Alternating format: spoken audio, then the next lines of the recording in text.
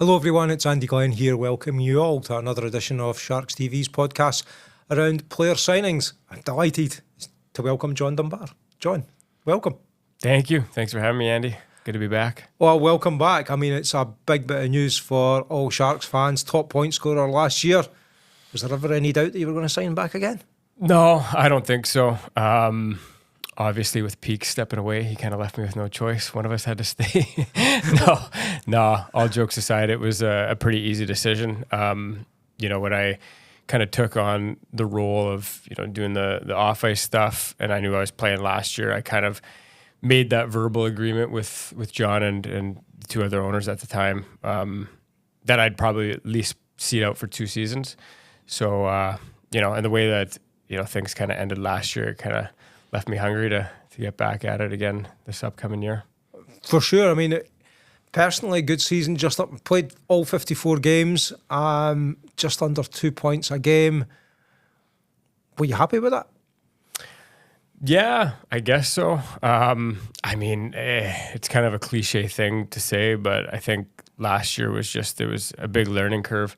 Yeah. I think it's easy to say, oh, you come down from the elite league, you're going to do this and that and whatever, but hockey's still hockey. It's competitive at whatever level you're at. And I was prepared that there was going to be a bit of an adjustment period. I think it took a little bit longer than I would have hoped for, and probably a little bit longer than I anticipated originally. But it was good. It was fun. I feel like as the year went on, I felt like I learned more about the style of play. As a team too, I think we started to develop a little bit more chemistry and get that confidence going. And overall, I'd say I'm pretty pleased with the way things worked out. You always want to have high standards for yourself, and it's something I'm looking to bring into next season, even hold myself to a higher standard. I mean, I was just having a look through some of the season's games, and it's coming in, it's new teammates. We took a while to get that first win. PP and PK wasn't particularly great at the start, but you saw things progress well throughout the season, and I guess there's no shortcut for that learning, is there? No, that's exactly it. There's no recipe for it. You just have to go through it to learn. No, like you said, I think there's always ebbs and flows throughout a season. There's going to be the ups and downs. But I think, we were on the right path. The trajectory was in the right way. So I think just, hopefully continue that at the start of next season and, just to look to build off of the positives from the season just passed. Did you enjoy it? Yeah, absolutely. No, it was a lot of fun. It was, like I say, it was a big learning curve for me. Not just with the on-ice stuff, but the off-ice stuff as well, working with Peaks. It's a whole new thing. I've obviously just strictly been a hockey player for, 10 years. And then last year was totally eye-opening, new experience. Every day felt like a school day. But it's good. It's good. It was a lot of fun, absolutely. But like pro hockey player, play all season, total relaxation during the summer. Not the case with your job now, is it? No, that's something. That's something that was probably a little bit of a rude awakening at the end of the season. Obviously, you want to be in playoffs because that's just in your nature as a competitive athlete. But even more so when you're thinking it's not just kick up your feet and enjoy the off season. It's right back to it. Start looking into the future and what's to come. So no, they're not much of a rest period, just kind of right back to it. So what are you up to during the summer now for the Sharks? I mean, I'm sure they give you some time off, but yeah, no, they're not that cruel. There's definitely some time off. I think it's always important at the end of whatever your job is, to have a grace period where you can reflect and kind of rest and just come back with a sense of urgency and give yourself that time to, like I say, reflect. But the off season, it's kind of a little bit of everything. Just looking at obviously with Martin and Craig, recruiting and looking at the roster that we want to bring in for next season. Look at some of the events we want to host throughout this off season here at Peckish and Sharky's Bar. Just different community things, sponsorship. There's, it's a wide variety of different things that need to be accomplished. And it seems like it's still early days in the summer, but it goes fast. So you got to stay on top of it for sure. I mean, I guess if you separate the off-ice side from the on-ice side, end of season perhaps a little bit disappointing. I think we done well. But off-ice, the trajectory's, it's almost exponential. 1,100 at the last game. The season probably ended from that commercial aspect a bit too soon because we would have wanted to keep building on those numbers. How do we make sure we start off next season with, 1,000 plus at the rink and continue to keep building? Yeah, no, that's 100%. That's the $1 million question. We just got to make sure that we start off the way we ended.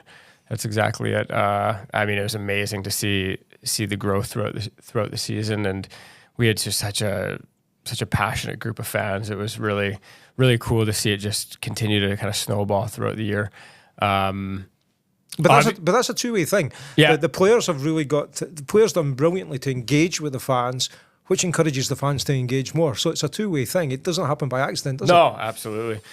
That's exactly what it was. And I think also, we did a lot of work in, school visits. I leaned on Liam Stenton quite a bit this year. You've done that. No, we did a really good job with that. And I think we had a pretty good return on that. It was really cool to see, you'd obviously do the school visits and they'd come in but then you'd see the same kids, come back, 2 weeks later, 3 weeks later with their families and stuff. So it's starting to stick. And I'm just really excited for next year to start off that way and just continue to build off that.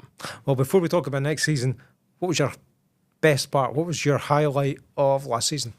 Highlight of last season?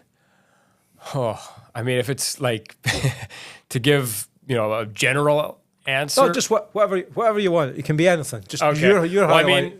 I don't know. It was cool to, I guess, to see things through a different lens a little bit. Obviously, like I say, it goes by fast, but I think it was my 10th year last season of pro hockey, and it was pretty cool from being on just seeing it through a different lens, having, Nolan and Olivier, two guys come in, first year pros, first time overseas, new country. It was cool for me to see that. It was nostalgic a little bit for me to see that and be a part of kind of just having them come in and see how much they developed throughout the year and how much it seemed like they had fun. And so that was a cool part of last year. Did you help them settle in? Were you the Canadian interpreter? I don't know. I'm also, it's a little bit different for me. Peaks always gives me a hard time because I'm used to, in the Elite League, you got 15 imports, and then usually the UK guys are outnumbered. And I was on the other side of it, so I had a hard time at the beginning.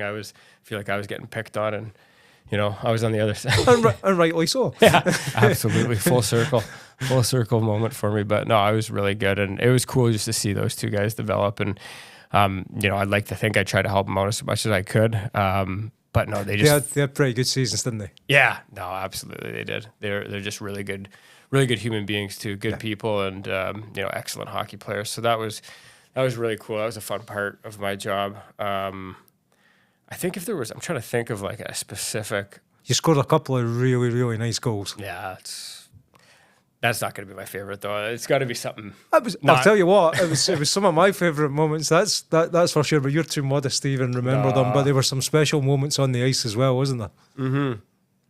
I think the one that sticks out for me, I really like that the Leeds game. I think a lot of fans, same thing. They said that the Mason's goal. Yeah, that was a cool one. That was probably one that sticks out in my head.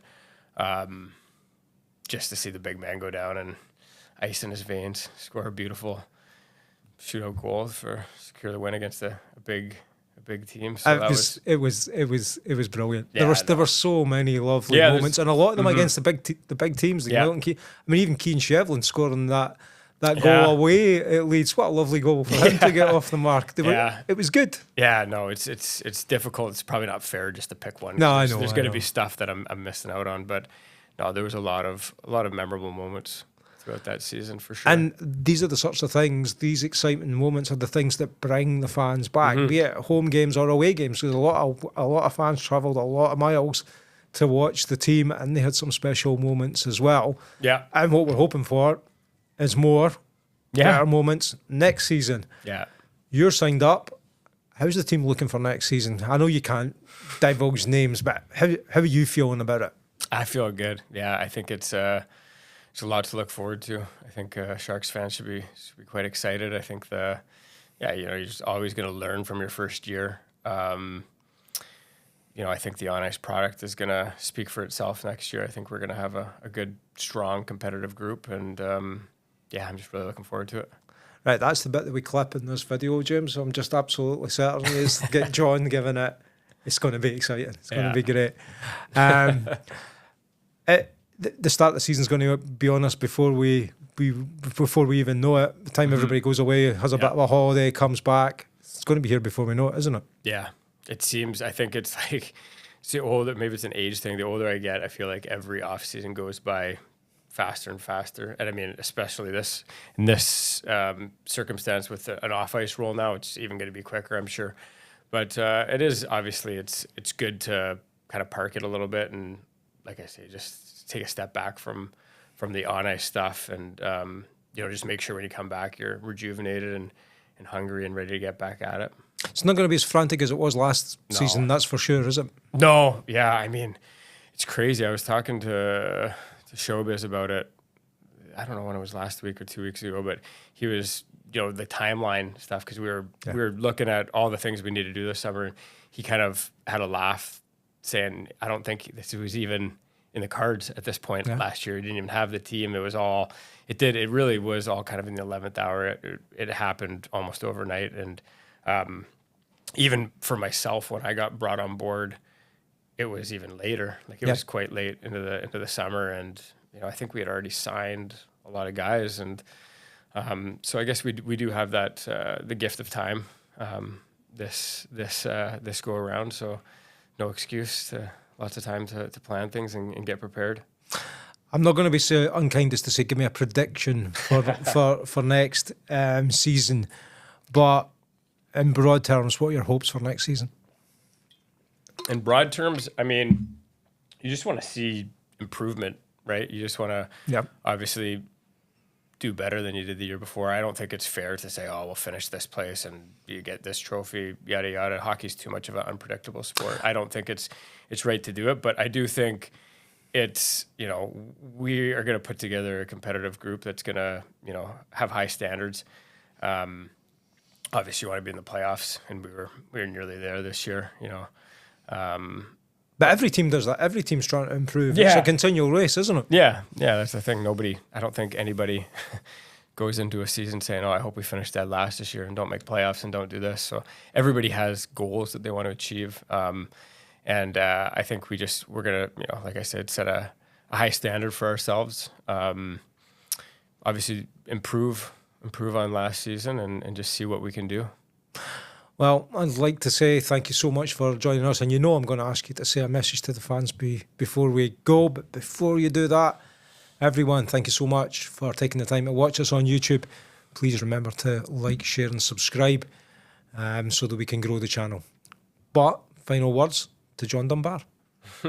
Yeah, just obviously thank you guys so much for all your support last season. I know it probably wasn't, super easy all the time. We had some ups and downs, there's some growing pains, but I hope everyone's keeping well this summer and enjoy the off season. And we're really excited to have you back next year in the Shark Tank. Really looking forward to it. Thanks, John, and thanks everyone once again. This is Andy Glenn saying cheerio.